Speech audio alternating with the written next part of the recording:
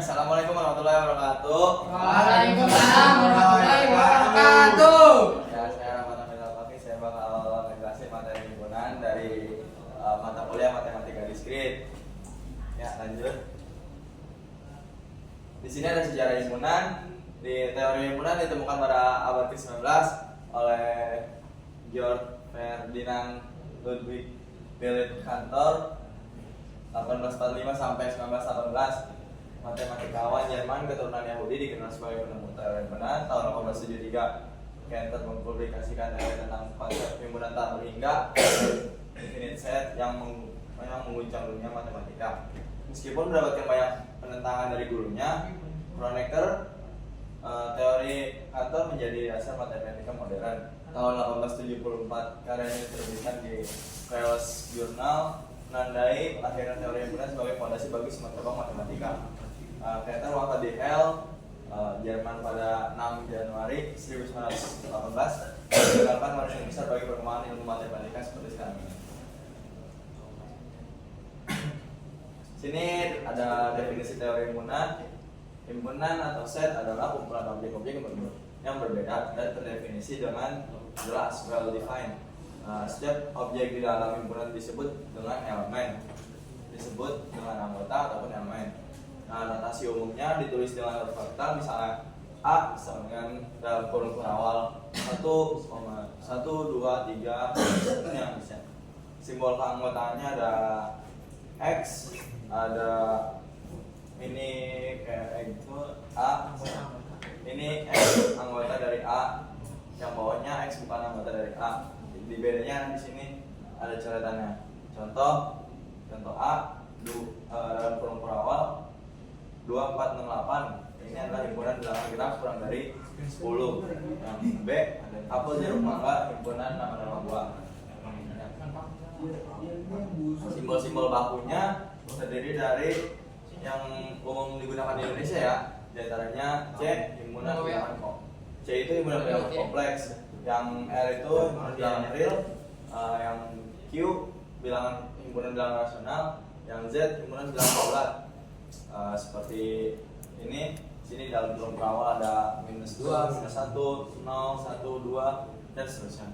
N itu untuk himpunan bilangan asli seperti 1, 2, 3, 4, 5, 6, 7, 8, 9. Yang P ini untuk himpunan bilangan bulat positif. Jadi ini untuk positif-positifnya aja. Himpunan yang universal disebut dengan himpunan semesta. Simbol dari himpunan semesta yang biasa digunakan adalah S atau U. Representasi atau penyajian teori himpunan. Himpunan dapat disajikan dengan beberapa cara, yaitu 1. Dengan enumerasi daftar anggota, menuliskan semua elemen di antara kurung awal. Contoh A sama dengan dalam kurung awal 1, 2, 3, 4. Yang kedua ada notasi pembentukan himpunan atau set builder, menyatakan himpunan dengan syarat keanggotaan. Contoh A X ini X bilangan genap, X lebih dari 10.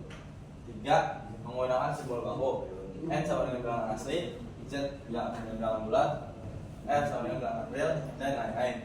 4. Diagram bisa juga menggunakan diagram Venn, menjadikan himpunan secara grafis dengan lingkaran di dalam himpunan semesta.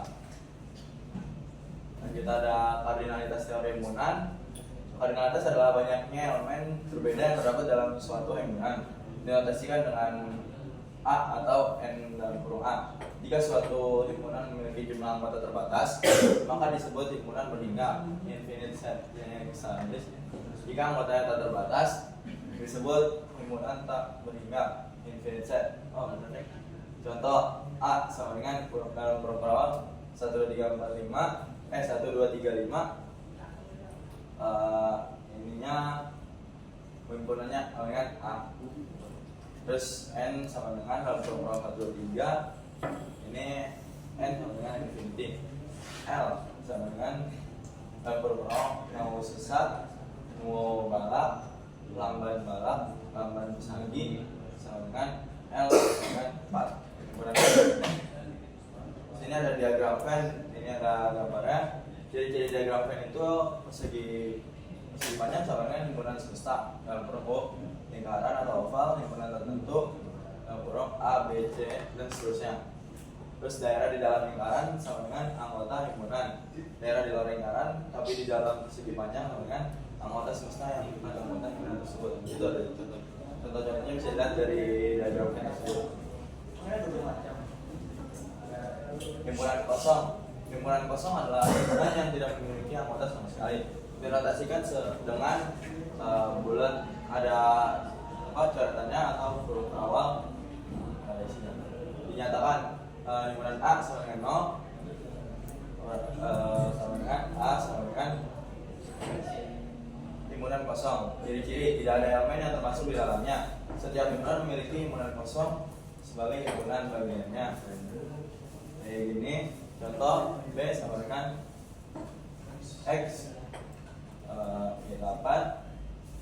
Kayak gini, F sama dengan dalam program manusia yang pernah ke permukaan matahari. F sama dengan himpunan kosong karena memang ada yang pernah matahari ke permukaan matahari ya. A sama dengan program pakaian adat Kabupaten Lampung Tenggara. A sama dengan himpunan kosong. Himpunan bagian atau subset. Himpunan A dikatakan himpunan bagian dari B jika setiap anggota A merupakan anggota B. Ditulis dengan simbol seperti ini simbolnya. Ya begini sehingga catatan penting jika A himpunan bagian A subset B, maka A adalah himpunan bagian sebenarnya. B tidak sama dengan A. B dalam kurung A tidak sama dengan B. Himpunan kosong merupakan bagian dari setiap himpunan. Himpunan kosong subset A.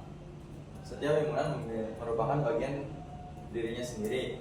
Di situ A subset A. Contoh dalam kurung awal 1 2, terus habis itu ada di subset dalam kurung awal lagi 1 2 3. Terus di sini juga ada N kurung awal Z, N subset Z, subset L, subset C. Pil Senggiri, subset falsafah hidup ulun Lampung. Kesamaan himpunan, dua himpunan dikatakan sama equal sets jika mereka memiliki anggota yang sesama. Contohnya A 1 2 A dalam kurung 1 2 3, B dalam kurung 3 1 2, maka A sama dengan B. Ini contoh dalam diagram pen-nya. Ekivalensi himpunan. Di sini adalah dua himpunan yang memiliki jumlah anggota atau kardinalitas yang sama, walaupun elemen-elemennya berbeda. Contoh A sama dengan dalam kurung awal 1 2 3, B sama dengan dalam kurung awal A B C, maka A ekivalen B. Yaitu himpunan kuasa, himpunan dari semua himpunan bagian atau subset yang mungkin dari suatu himpunan tertentu. Jika suatu himpunan A punya N anggota, maka banyaknya anggota himpunan kuasanya adalah power set dari A dari himpunan P dalam kurung A sama dengan 2N. Contohnya A sama dengan kurung awal 1 2, himpunan bagian A dalam kurung kuasa PA dalam kurung awal itu, maka jumlah anggota himpunan PC sama dengan 20 sama dengan 1. Himpunan saling lepas. Himpunan saling lepas adalah dua atau lebih himpunan yang tidak memiliki anggota yang sama. Dengan kata lain, irisannya adalah himpunan kosong A, irisan B sama dengan himpunan kosong. Operasi himpunan. Di sini juga ada irisan. Irisan itu bentuknya kayak N dari dua himpunan A dan B. Himpunan yang anggotanya terdapat pada A dan dua pada B. Itu juga dinyatakan secara formal. Jadi A irisan B sama dengan dalam kurung awal X dengan X. Ya, itu catatan. Jika dua himpunan tidak memiliki anggota yang sama, maka A irisan B sama dengan himpunan kosong. A dan B saling lepas. Irisan digambarkan pada diagram Venn sebagai daerah yang tumbang tindih antara A dan B. Contoh A dalam kurung awal 1 3 4 5 6, yang B-nya dalam kurung awal 4 5 6 7 8 9. Jadi A irisan B-nya pada mana? Lanjut ada gabungan. Gabungan mirip U. Lambangnya gabungan dari dua himpunan A dan B adalah himpunan yang anggotanya merupakan anggota A atau anggota B, atau juga keduanya. Dinyatakan secara formal. A gabungan U, ya terdapat itu catatan semua elemen dari A dan B digabung tanpa pengulangan. Digambarkan dengan diagram Venn sebagai seluruh area lingkaran A dan B, bersifat komutatif dan juga asosiatif. A gabungan B sama dengan B gabungan A. Terus juga A gabungan dalam kurung A gabungan B gabungan C sama dengan ini makanya sifat matematika. A gabungan dalam kurung B gabungan C. Contoh yang ada di sini.